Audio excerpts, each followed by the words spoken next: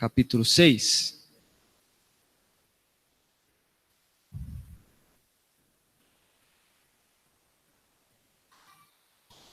Eu não gosto muito de ler a Bíblia com a igreja de pé, justamente por causa daquela máxima que ensinaram pra gente que reverência é ficar de pé, né? Isso não é verdade, reverência é a partir do coração. Então vocês já devem ter percebido, eu nunca peço para a igreja ficar de pé por causa disso. Porque a gente acabou inculcando isso na cabeça e tem gente que acha que se a gente não fica de pé, não é reverente a Deus e a palavra dele, e não é verdade. Ficar de pé é simplesmente um hábito. Eu não tenho nada contra ficar de pé, mas tenho tudo contra quem acha que só de pé que a gente reverencia ao Senhor. Então a gente pode ler sentado, de pé, deitado, de qualquer forma, porque isso não altera nada. Amém? Deuteronômio capítulo 6, a partir do versículo 1 até o versículo 9, diz assim o texto, são estes os mandamentos, os estatutos e os juízos que o Senhor seu Deus ordenou que fossem ensinados a vocês, para que vocês os cumprissem na terra em que vão entrar e possuir, para que durante todos os dias da sua vida, vocês, os seus filhos e os filhos dos seus filhos temam o Senhor seu Deus e guardem todos os seus estatutos e mandamentos que eu lhes ordeno, e para que os seus dias sejam prolongados. Portanto, escute, Israel, e tenha o cuidado de cumprir esses mandamentos, para que tudo lhes corra bem e vocês muito se multipliquem na terra, que mana leite e mel, e como o Senhor, o Deus dos seus pais, lhes prometeu. Escute, Israel, o Senhor nosso Deus é o único Senhor. Portanto, ame o Senhor seu Deus de todo o seu coração, de toda a sua alma e com toda a sua força. Estas palavras que hoje lhe ordeno, estarão no seu coração. Você as inculcará a seus filhos e delas falará quando estiver sentado em casa, andando pelo caminho, ao deitar-se e ao levantar-se. Também deve amarrá-las como sinal na sua mão, e elas lhe serão por frontal entre os olhos. E você as escreverá nos umbrais de sua casa e nas suas portas. Amém? Feche seus olhos. Senhor, obrigado. Nós acabamos de ler a sua palavra e vamos ouvi-la sendo pregada. Fale aos nossos corações, todos nós carecemos de ouvir a sua voz. Portanto, fala conosco, dá-nos a sua bênção. É o que pedimos ao Senhor em nome de Jesus. Amém. Pode se assentar, irmãos. Eu estou aqui com um livro em mãos. Nós temos um grupo de homens na igreja, um grupo, na verdade, de WhatsApp, né? E há uns 3 meses atrás, talvez mais, eu coloquei o nome desse livro lá, o nome da autora. Eu tinha proposto aos irmãos que eu queria montar um grupo de leitura, um grupo de conversa, na verdade, para que a gente pudesse bater um papo sobre esse livro, né? Eu tenho o arquivo dele em PDF, o título do livro é Espiritualidade em Família, a importância dos valores bíblicos na educação dos filhos. Eu estou lendo esse livro bem devagar, e é um livro muito bom, muito prático, é escrito por uma mulher, é uma escritora, na verdade, que escreve dos Estados Unidos. Aqui tem uma frase que é parte dele, que diz assim, presta atenção nessa frase. Haveria melhor maneira de fazer nossos filhos se apaixonarem por Jesus do que nós, os pais, sermos testemunhas vivas do que isso significa? Há uma verdade quanto a sermos pais cheios do Espírito. Não podemos passar adiante aquilo que não possuímos. É um livro muito bom. Então eu estou lançando isso aqui para vocês, para toda a igreja, né? Podem ser pais, podem ser casados que ainda não têm seus filhos, ou até adolescentes, jovens, aqueles que tiverem desejo, me procurem. Eu queria montar um grupo de leitura para a gente se reunir uma vez ao mês, ou uma vez a cada 15 dias, no sábado, umas 2 horas. A gente senta junto, conversa, e a gente vai aprender e ver o que esse texto aqui está dizendo e o que isso aqui pode ser útil para a nossa vida, tá bom? Então está lançado o convite para vocês. Se você tem desejo, você me procure, pode ser o casal, pode ser só o pai ou sua mãe, enfim, não importa. Não dá para a gente fazer um grupo muito grande, porque não dá para conversar num grupo muito grande, né? Eu estou pensando em 12, 14 pessoas, mas se tiver mais do que isso, não tem problema. A gente se divide, faz 2 grupos e a gente conversa um pouco sobre isso. Eu acho que vai ser um tempo bom da gente estar junto, da gente conversar, da gente aprender coisas boas, né? A gente toma um café pretinho depois da conversa, durante a conversa, Eu acho que isso é muito bom, irmãos. Uma das coisas que a gente mais tem dificuldade na igreja, e aqui eu falo como sendo um dos pastores e fazendo parte do conselho, é proporcionar para a igreja convivência. Vocês ficam longe a semana toda, a maioria só consegue vir à igreja no domingo, então são 4 vezes que a gente se vê no decorrer do mês. Isso é muito pouco para que a gente fortaleça a nossa comunhão, a nossa convivência, a nossa amizade, e tudo isso tem um impacto profundo na vida da igreja, né? As empresas hoje em dia têm feito isso, tem lá um espaço que eu não sei o nome, mas as pessoas jogam ali snooker, ping-pong, enfim, um espaço de contato, de recreação, não sei como chama isso, porque as pessoas estão descobrindo isso. O que faz grande diferença é o convívio, é o relacionamento. Quando a gente fica distante, separado, a gente fica distante, separado e a gente perde aquela afinidade. Imagina o impacto disso numa igreja, né? A gente precisa desse calor, dessa comunhão, dessa aproximação. E talvez uma coisa simples como essa, sentando e conversando sobre um livro, a gente possa estreitar um pouco mais a convivência e talvez isso vai ser bastante útil para você, para a sua fé. Tá bom? Está lançado o convite, você procure a mim ou o pastor Ramsés para a gente tentar fazer no último sábado desse mês já. Eu passo o livro para vocês, o arquivo para quem quiser. O livro é pequeno, não precisa ficar assustado não. Cada capítulo tem 15 páginas e para você ler uma página é 3 minutos. Para você ler 15 páginas você vai gastar aí 40 minutos. Não é difícil para você fazer isso. Então você pode ler, fazer suas anotações, depois a gente senta, conversa e tira lições, aprendizados dessa leitura. Tá bom? Então, se tiver interesse, se ninguém me procurar é porque ninguém teve interesse. Eu não vou ficar insistindo, não. Não vou ficar insistindo. A gente não pode ficar ganhando no grito, na força, sabe? Não é produtivo. Então, aqueles que tiverem interesse, você vai me procurar e a gente vai sentar, vai conversar e com certeza você vai ser enriquecido através disso. Amém? Quando a gente dá um puxão de orelha, vocês ficam olhando com a cara assustada, né? Fala assim, não imaginei que ele fosse falar isso, né? Irmãos, semana passada o pastor Ramsés falou sobre a visão. Ele pregou em Mateus e falou que uma pessoa que conhece a graça de Deus, ela está disponível para que outras pessoas também possam conhecer a graça de Deus. O contrário é verdade. Quando os nossos olhos são maus, a gente não conhece a graça e a gente não quer que os outros conheçam também. Foi mais ou menos isso que ele ministrou, que ele falou, a respeito de um dos sentidos do nosso corpo, né? Nós temos visão, tato, olfato, paladar, faltou um aqui, eu sempre confundo.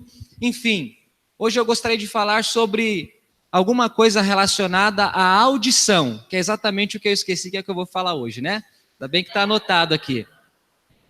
Eu já ouvi várias pessoas dizendo que a gente tem uma boca só e 2 ouvidos, porque nós devemos ouvir mais e falar. Isso não é bíblico, não é inspirado por Deus, mas me parece uma verdade. Me parece uma coisa útil para a gente, pelo menos, considerar e ver se tem sentido exatamente isso, né? É curioso que quando a gente começa lendo a Bíblia lá em Gênesis, a gente logo percebe que Deus é um Deus que fala. Deus não é um Deus que ouve primeiramente, mas antes de ouvir, ele fala. Lá em Gênesis, só no capítulo 1, eu listei, aparece 11 vezes a expressão, disse Deus. Isso é só o capítulo 1 de Gênesis. No restante do capítulo, a gente percebe que Deus fala com Adão, Deus fala com Eva, Deus fala com a serpente, Deus fala com Caim, Deus fala com Noé, Deus fala com Abraão, com Agar, com Sara, com Isaac, com Jacó, com José. Deus fala com todas essas pessoas. Até com a serpente Deus falou, sobre o seu ventre você vai rastejar daqui para frente. Nos tempos de Moisés, Deus também falou. O tempo todo Deus dizia para Moisés, escreva e diga ao povo o que eu estou contando para você. Inclusive o texto que a gente leu aqui, que nós vamos expor ele um pouco mais detalhadamente. No tempo dos profetas, tem uma expressão clássica na Bíblia que diz, assim diz o Senhor. Se o senhor vai falar sobre audição, pastor, o que o senhor está falando de que Deus fala? Porque é simples. Se Deus fala, o seu povo ouve. Se Deus fala, o povo dele é o povo que o escuta é o povo que o ouve. E aqui é uma coisa curiosa, porque nós lemos a Bíblia, mas quando nós lemos a Bíblia, nós ouvimos a voz de... Enquanto você lê, na verdade, você ouve, né? Aparentemente, você está exercitando seus olhos, mas num sentido espiritual, na verdade, você está exercitando seus ouvidos, porque ler a Bíblia é ouvir a Deus, escutar a pregação das Escrituras é ouvir a Deus. Então, esse texto conta para nós algumas coisas que Deus quer que nós ouçamos. Se você já leu atentamente o livro de Êxodo e o livro de Deuteronômio, você deve ter se questionado por que essas histórias são repetidas. Se você não leu, fique curioso e vai ler Êxodo e Deuteronômio. Você vai perceber que as histórias se repetem. E a pergunta que o leitor faz naturalmente é: por que essas histórias, se já está escrito em Êxodo, por que tem de novo? Na verdade, viveu na época em que Moisés escreve o livro de Êxodo e lê o livro para a comunidade judaica, essa geração pereceu, essa geração morreu. Quando Moisés escreve Deuteronômio, a geração que havia lido ou ouvido as palavras de Êxodo já não existia mais. Então tem uma nova geração e por isso ele diz tudo de novo. Abra sua Bíblia lá em Êxodo 19. Êxodo 19.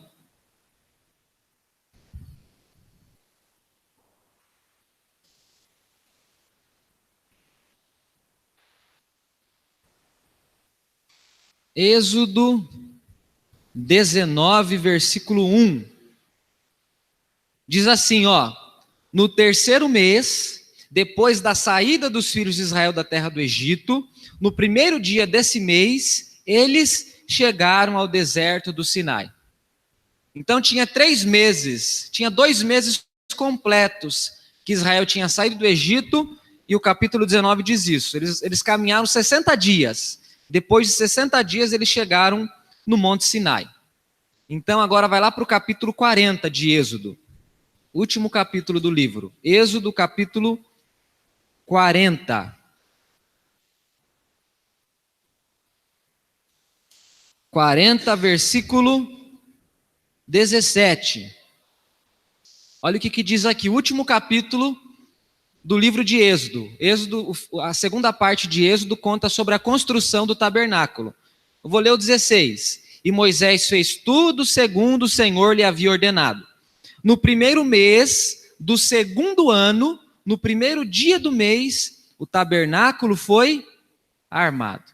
Então demorou 1 ano para que o povo pudesse sair do Egito e também construir o tabernáculo, né? Isso aqui aconteceu no primeiro dia do mês do segundo ano. Se a gente for transpor para o nosso calendário, seria dia 1º de janeiro do segundo ano que eles haviam saído do Egito.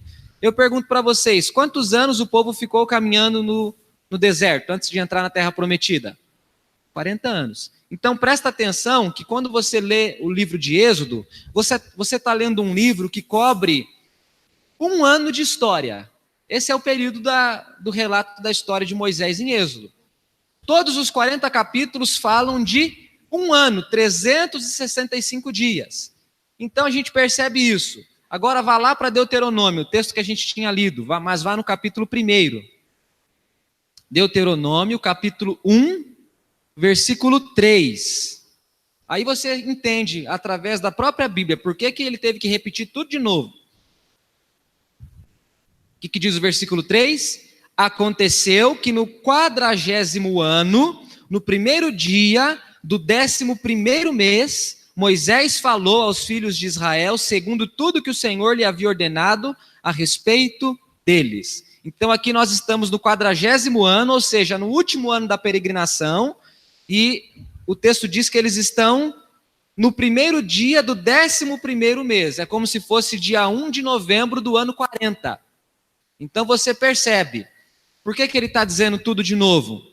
Porque Deus havia dito para o povo, porque vocês foram rebeldes e teimosos, exceto Josué e Caleb, entrarão na terra prometida. Todos vocês, os demais, vão perecer no deserto.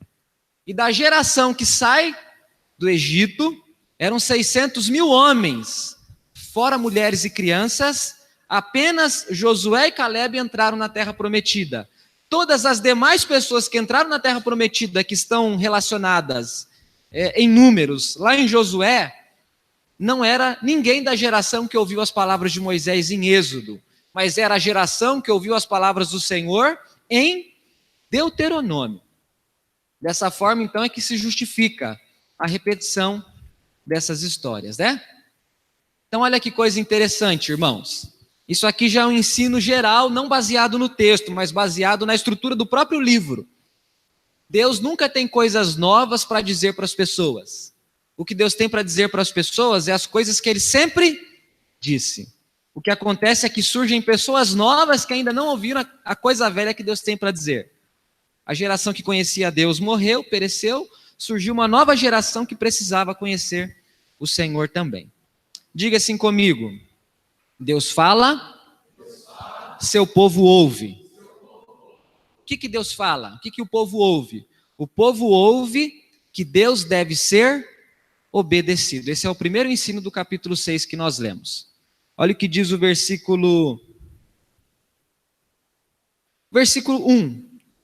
São mandamentos, estatutos e juízos que Deus ordenou para que fossem ensinados a vocês, para que vocês os cumprissem na terra em que vão entrar e possuir. Então Deus está dizendo essas palavras aqui, não para que elas fiquem apenas registradas para que o povo pudesse ler, mas elas ficam registradas para que o povo pudesse cumprir, viver. Um dos grandes questionamentos que nós brasileiros fazemos é que o nosso país é um país repleto de impunidade. A gente diz que existem leis, mas elas são descumpridas, elas são desobedecidas, elas são negligenciadas. Esse é um clamor, essa é uma crítica que o brasileiro faz com frequência. As leis de Deus, os mandamentos de Deus, não são para serem descumpridos, não são para serem negligenciados, mas são para serem cumpridos, obedecidos. Então Deus está dizendo aqui, na sua Bíblia, se a sua tradução for como a minha, aparece mandamentos, estatutos, juízos. O que é isso, pastor? São coisas diferentes? Não, são sinônimos. Mandamento é juízo e juízo é estatuto. Na verdade, é uma linguagem um tanto poética de Moisés falar da mesma coisa com palavras diferentes para que fique fixado na mente das pessoas, no coração das pessoas. A repetição faz com que alguém grave aquilo que está sendo dito ou ouvido. Por isso Deus diz mandamentos, estatutos, juízos. Há traduções que aparecem preceitos. Então Deus está dizendo aqui, vocês devem cumprir os meus mandamentos. Olha o que diz o versículo 2, para que durante todos os dias da sua vida, vocês, os seus filhos e os filhos dos seus filhos, temam o Senhor, o seu Deus, e guardem todos os seus, ele repete de novo, mandamentos e estatutos que eu lhes ordeno, para que os seus dias sejam prolongados. Deus está dizendo que os mandamentos são para serem cumpridos, e Deus está dizendo que essa obediência deve ser constante. Deus é claro em dizer, todos os dias da sua vida. Deus não quer a sua obediência apenas no dia da sua conversão. Deus não quer a sua obediência apenas no dia da dor, da aflição, da provação, da tribulação. Deus não quer a sua obediência apenas no dia em que você tem a resposta das suas orações. Mas Deus quer obediência durante todos os dias da sua vida. Todos os dias, como assim, pastor? Todos os dias, desde o dia em que você tomou conhecimento da lei dele, dos mandamentos dele. Se você se converteu com 10 anos de idade, é a partir dos 10 anos de idade que Deus quer que você o obedeça todos os dias. Se você se converteu com 50, é a partir dos 50 até a idade que você tem. É todos os dias da sua conversão, é todos os dias do tempo em que você o conhece. Então não é uma obediência esporádica, ocasional, mas é uma obediência constante, permanente. É isso que Deus está dizendo para o povo. Não é a obediência apenas daquele que ouve, mas é a obediência também dos filhos daquele que ouve, dos netos daquele que ouve. Vai ficar mais claro aqui um pouquinho mais para frente. Essa obediência está relacionada a temor a Deus. O versículo 2 diz: para que vocês temam o Senhor.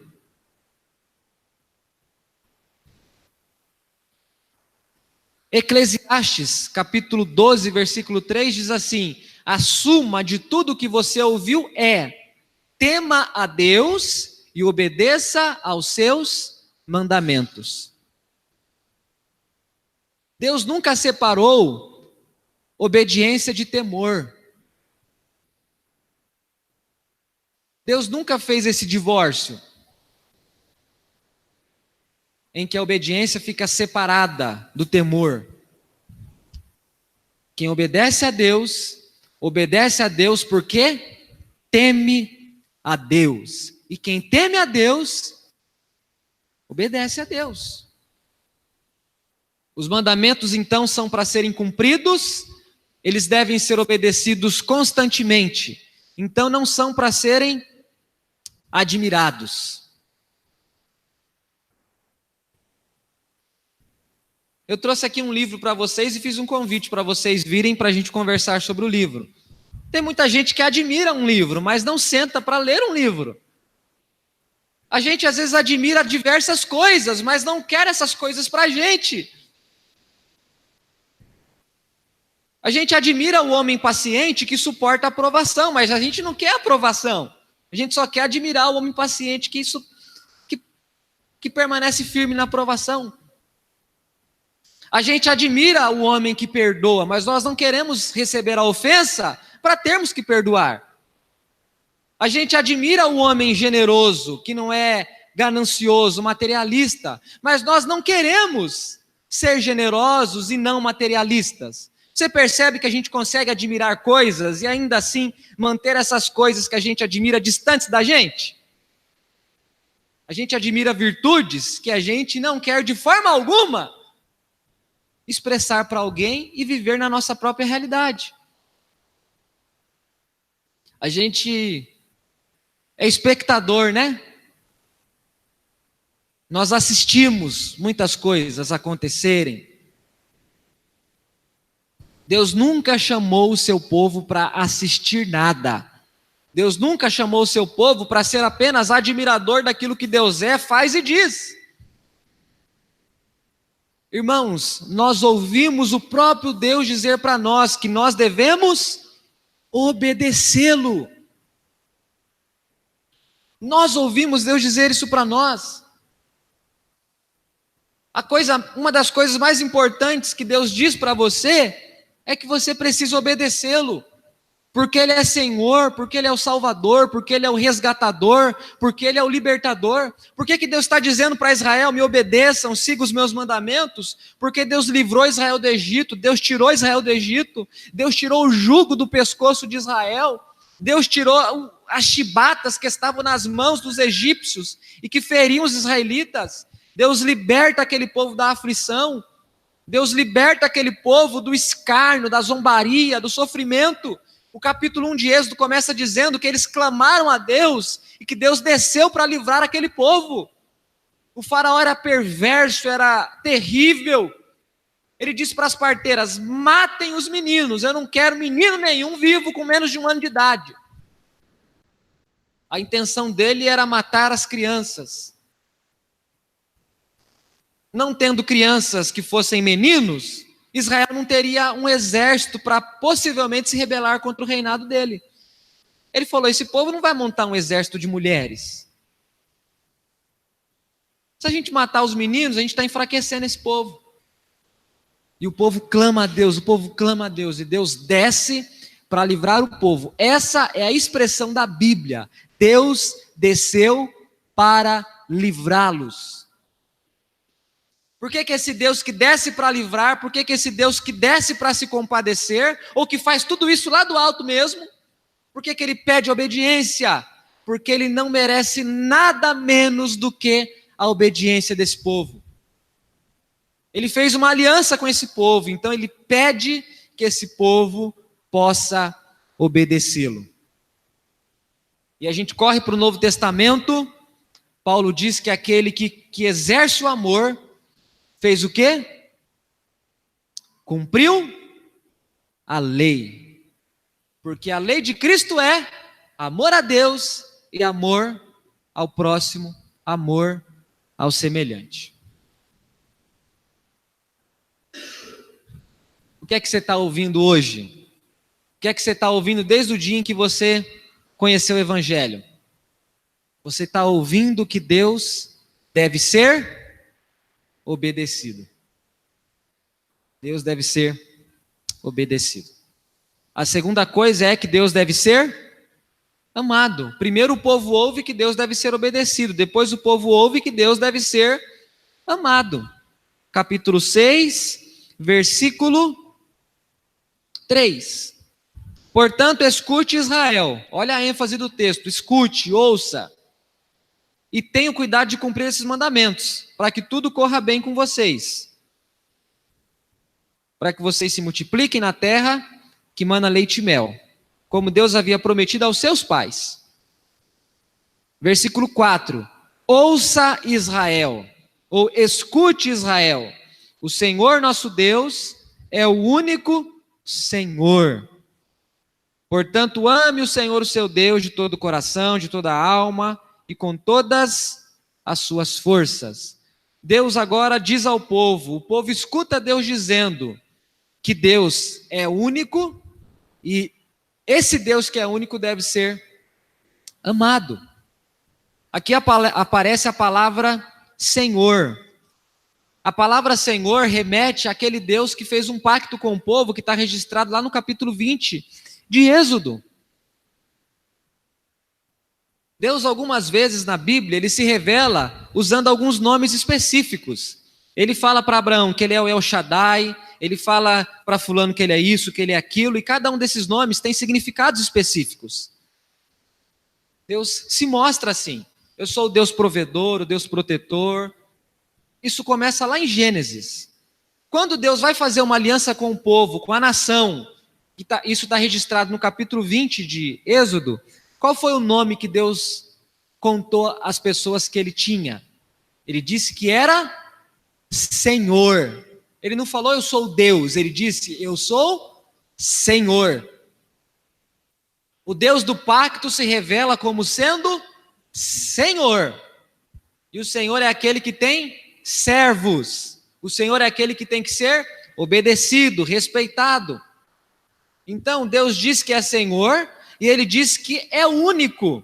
Aqui o versículo 4 diz exatamente isso. Escute Israel, o Senhor nosso Deus é o único Senhor. Deus está dizendo para a nação, vocês não devem obedecer a outra pessoa senão a mim. Vocês não têm outro patrão, vocês não têm outro superior. Vocês não devem obediência a outra pessoa que não a mim. Eu sou o Senhor. E eu sou o único Senhor. Eu não sou mais um Senhor que você vai acrescentar à sua vida. Eu sou o único Senhor. Aí então Deus diz, eu sou o único Senhor e eu devo ser amado com a totalidade de quem você é. Aí o autor explica com o coração, com a alma, com as forças e com o entendimento. O autor não está dizendo que o ser humano é feito em 4 partes, coração, alma, força e entendimento. Mas o autor está expressando aqui que o ser humano deve amar a Deus com a totalidade de quem ele é. A gente não ama a Deus parcialmente, mas a gente ama a Deus por completo, inteiramente. Então a expressão que ele usa é coração, é alma, é força e entendimento. O amor não pode ser incompleto, mas inteiro. Isso aqui faz muito sentido para a nossa fé, irmãos. Uma vez eu ouvi o presbítero Emerson pregando e ele falou de uma coisa que eu não tinha prestado atenção. Ele falou algo mais ou menos assim, Deus não quer a prioridade do nosso coração, mas Ele quer a exclusividade. A hora que eu ouvi ele falando isso, eu falei, é exatamente isso. não é só prioridade, é exclusividade. Talvez você ame a Deus, e você ama a Deus na medida em que você ama outras coisas.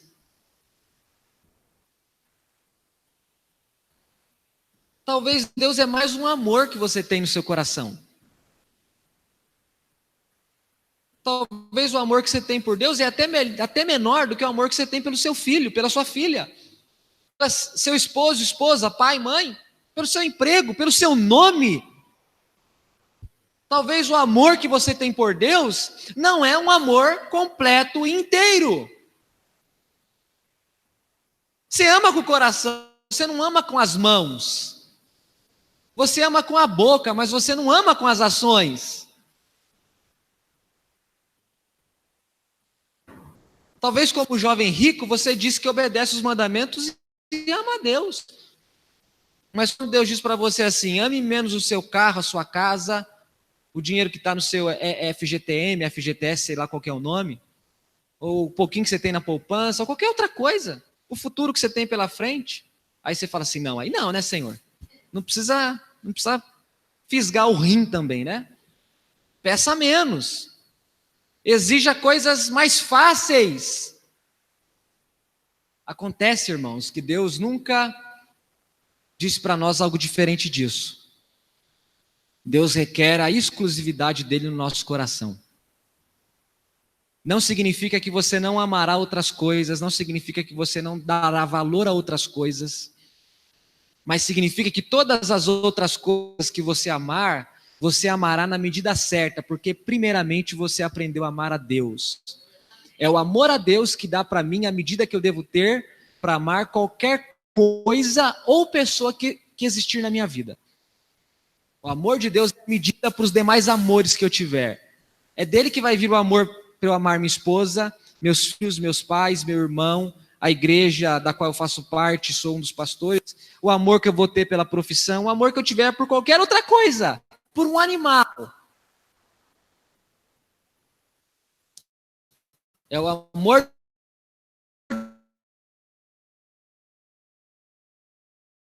que humaniza. As pessoas amam a Deus, mas esse amor é como eu disse, ele é descomprometido. É um amor sem compromisso. É um amor que não implica em nada. Eu posso amar a Deus e não fazer nada daquilo que Ele pede para mim. As pessoas se justificam assim. Eu amo a Deus. Quem disse que eu tenho que ser generoso e ajudar o necessitado? Eu amo a Deus, mas quem disse para mim que eu devo ofertar, que eu posso dizimar na igreja? Quem disse que eu devo trabalhar? Quem disse que eu devo vir à igreja? Quem me disse? Deus quer o meu amor, não quer a minha presença, não quer a minha contribuição. Ele não quer nada disso, Ele quer o meu amor. Às vezes se tornou um amor fácil demais para ser expressado.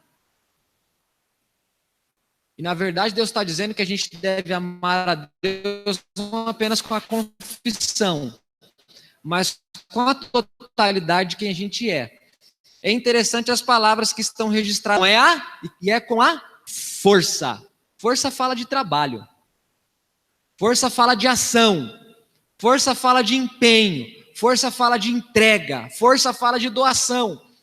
Quem faz força se move, se movimenta, se mexe. Quem faz força sai do lugar. Vocês não estão sabendo ainda, mas eu virei maratonista. Eu estou correndo longos 4,5 quilômetros. É muito, né, Jonas? Eu e meu irmão. Tem 1 mês e meio, ó. Encontro o Maurício, dou tchauzinho para ele. Nós 3 viramos maratonistas. E como que tem que fazer força? Misericórdia, né? Você chega em casa com as pernas travadas. É num horário assim que eu saio para correr, nos dias que não tem culto. 6 e pouco, 7 e pouco. Eu sempre ouvi as pessoas falando da dedicação, do empenho, da disciplina que o atleta tem que ter, né? E quando você começa a fazer uma caminhada, ou fazer uma academia, ou correr, quem sabe, você percebe que isso é verdade, nada disso é conversa fiada. Tem dia que o Jabes fala, vamos, eu falo, por que você chamou, né? que você não ficou quieto? Se ele não chamasse, eu não ia. Porque exige empenho, disciplina, não é moleza não. Uma coisa simples, é? Deus nos chamou, irmãos, para trabalhar e para servi-lo, assim também.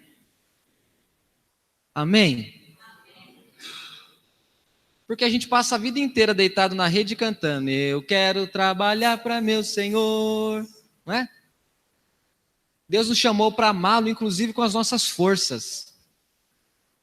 Isso fala de intensidade, irmãos. Força é intensidade, sabe? É para amar mesmo, é para amar. Não é um amor descomprometido, não. É um amor que se compromete. É um amor que se compromete. A gente tem todo o restante da Bíblia para mostrar o que é isso. O amor dos cristãos no tempo da igreja primitiva era tão comprometido, era com tanta força, que eles apanhavam, que eles eram espancados, que eles morreram, que eles padeceram. Em vários períodos da igreja, da história da igreja. Deus nos chama para ter um amor sincero e comprometido a Ele. Amém? Se você pudesse dizer como é seu amor por Deus, o que você diria desse amor?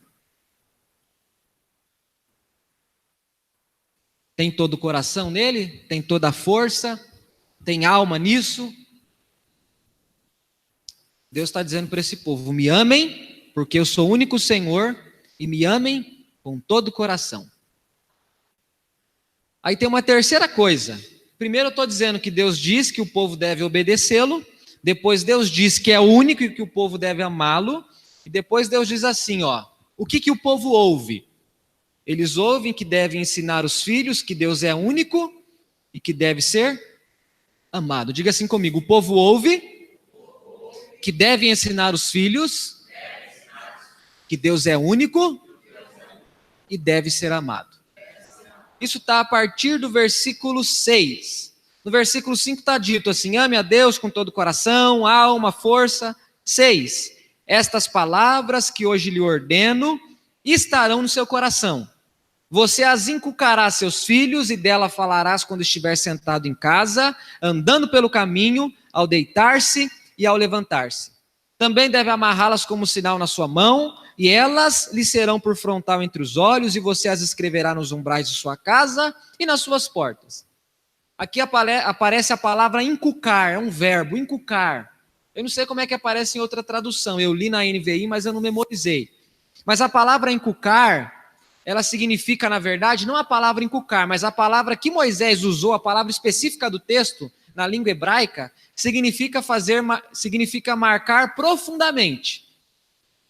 Sabe aquilo que o proprietário do cavalo faz, na verdade é do boi, né? É do gado. Sabe aquela marca que o gado recebe no couro dele, que fica lá? Inculcar significa exatamente aquilo.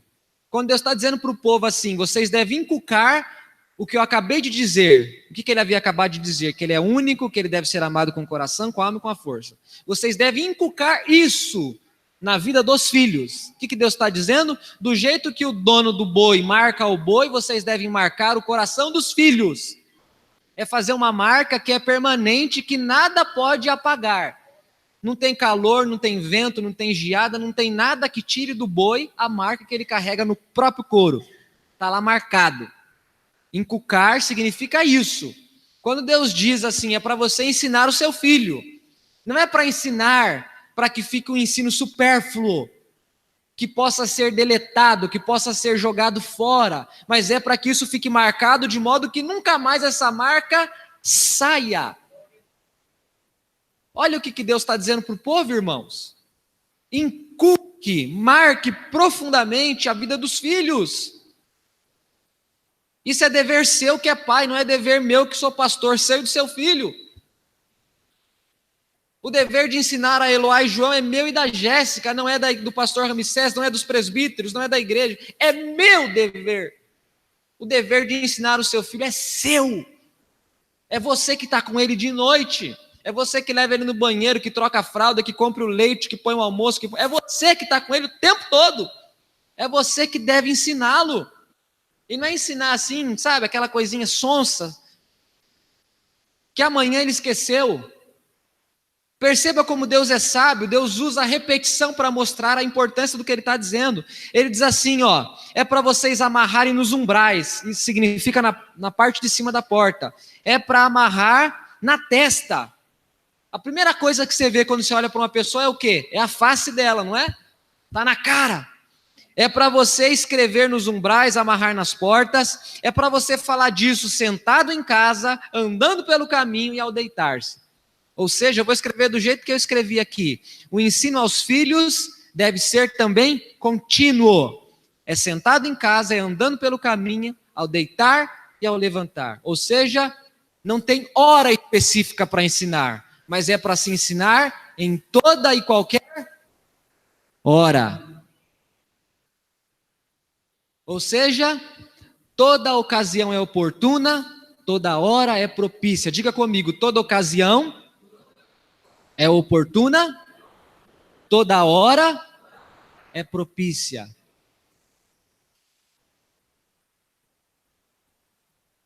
Você percebe a responsabilidade que você, pai, carrega sobre você? É uma responsabilidade grande, séria, irmãos. É para ensinar. O texto de Provérbios, capítulo 22, versículo 6, diz: ensina ao menino no caminho que deve andar, e quando ele for jovem, jamais se desviará dele. E na verdade ali não está falando de criança, porque a palavra menino que aparece no texto, na verdade não dá para especificar qual é a idade do menino. Pode ser um menino do tamanho do João, mas pode ser um menino, um adolescente. Não é criança exatamente, mas é para ensinar a criança no caminho, não é para ensinar a criança o caminho. Quando você ensina o caminho, você está fora do caminho falando do caminho. Quando você ensina no caminho, onde é que você está? No caminho, do lado da pessoa. Você não está falando para ele, ó, você quer chegar no centro de Barueri? Você vira aqui, ali, ali. Você fala para ele assim, ó, senta aqui do lado do carro. Você vai dirigindo e leva o fulano lá. Você ensina ele no caminho, não o caminho. Você o leva, você faz o trajeto com ele. É exatamente isso que Deus requer de nós pais. É para encucar a qualquer hora, em qualquer momento. Não é algo que deva ser negligenciado ou esquecido, por isso deve se amarrar nos umbrais, por isso deve se colocar na testa, por isso deve se fazer todas essas coisas, para que essas palavras sempre fiquem visíveis. Faça de tudo para nunca esquecer disso, é isso que Deus está dizendo para a nação de Israel. Usem todos os artifícios que vocês puderem usar, para que vocês nunca se esqueçam de que eu devo ser amado com todo o coração, com toda a alma e com toda a força. Nunca prive os seus filhos de saber disso. É isso que Deus está dizendo para o povo. É isso que Deus está dizendo para o povo.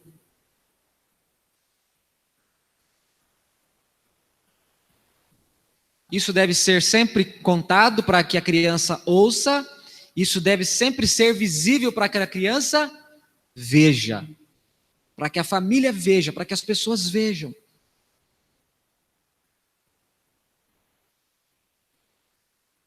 Irmãos, ensinar dá trabalho, sabia? Todo mundo que é pai sempre se surpreende com o filho, né?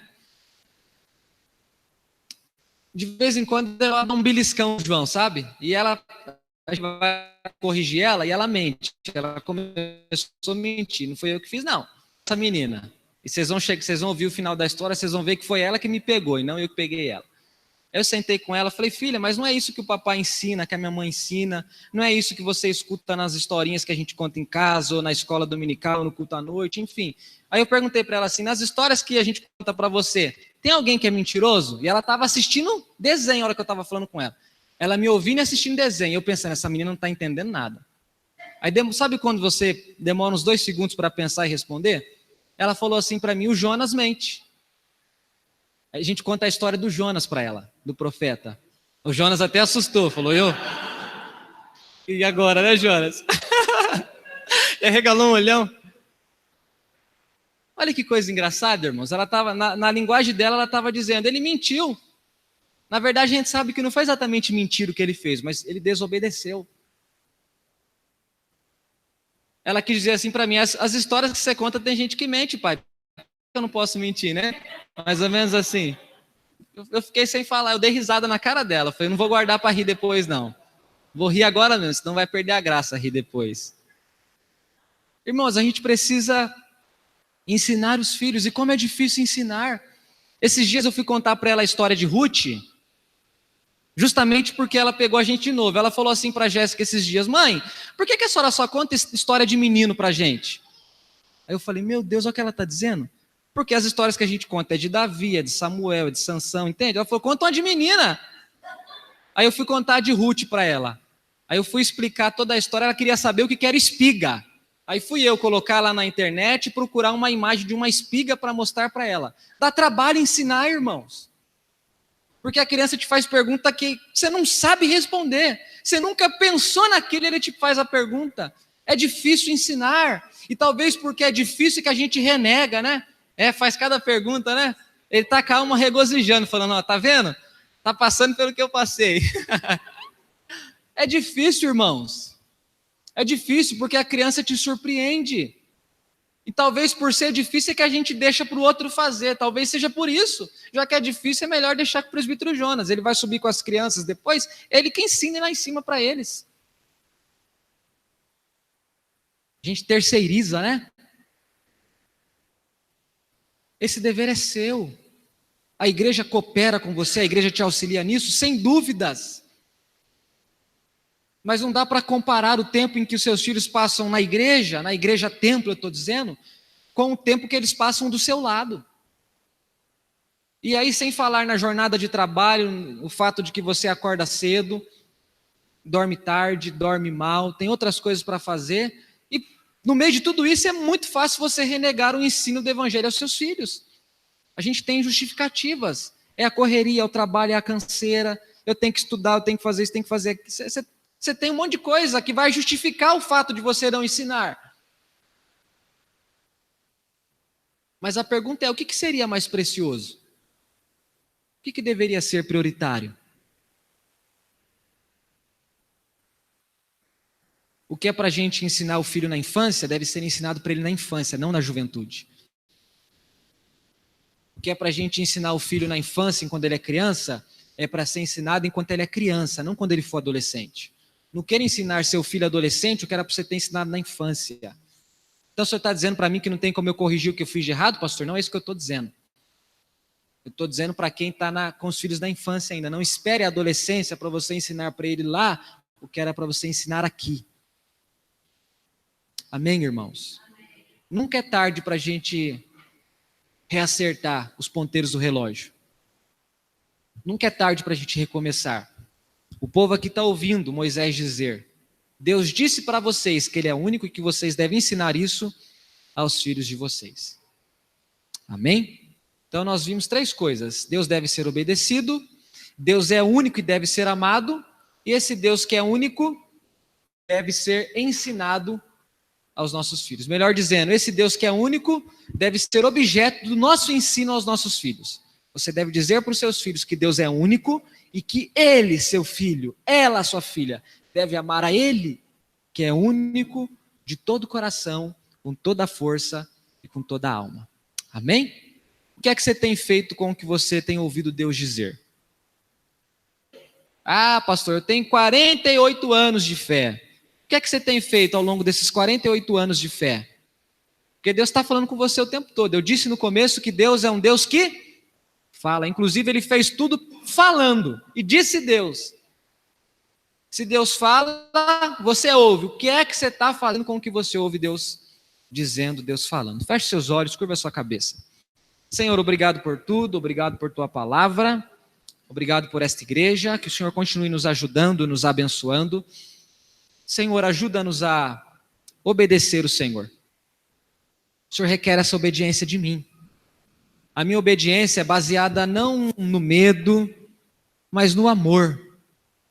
Eu devo obedecer ao Senhor porque eu tenho consciência de que o Senhor me resgatou. O Senhor me tirou do pecado, o Senhor me tirou do domínio do pecado, o Senhor me deu vida eterna, o Senhor me deu perdão, o Senhor me deu paz. E por conta de tudo isso, e por tantas outras bênçãos, eu devo amar o Senhor, devo obedecer o Senhor. Mas esse amor, essa obediência não podem ficar comigo. Isso tem que ser repassado aos meus filhos, às crianças, à juventude, Senhor, que está aí. Ajuda cada família a fazer isso, ajuda cada pai a fazer isso. Ajuda esta igreja a ser fiel no exercício disso, Senhor. É nosso dever também enquanto igreja. Mas é dever primário da família. Mas a igreja está para dar suporte, para ajudar, para auxiliar, para manter vivo isso enquanto um povo que faz parte de uma instituição, Senhor. Nos ajuda, dá-nos sabedoria. Perdoe todo o amor que nós temos tido ao Senhor, que seja imparcial, que seja incompleto, que seja pela metade. Perdoa-nos. Quantos de nós fazemos isso? Quantos de nós temos feito do Senhor apenas um Senhor a mais no nosso coração? Para muitos de nós, o Senhor não é exclusividade, mas o Senhor é alguma coisa a mais que nós acrescentamos à nossa vida. Dá-nos consciência desse pecado, dessa falha, para que haja arrependimento, perdão e transformação nas nossas ações. Abençoe teu povo, é o que nós pedimos ao Senhor em nome de Jesus. Amém. Deus abençoe vocês, irmãos.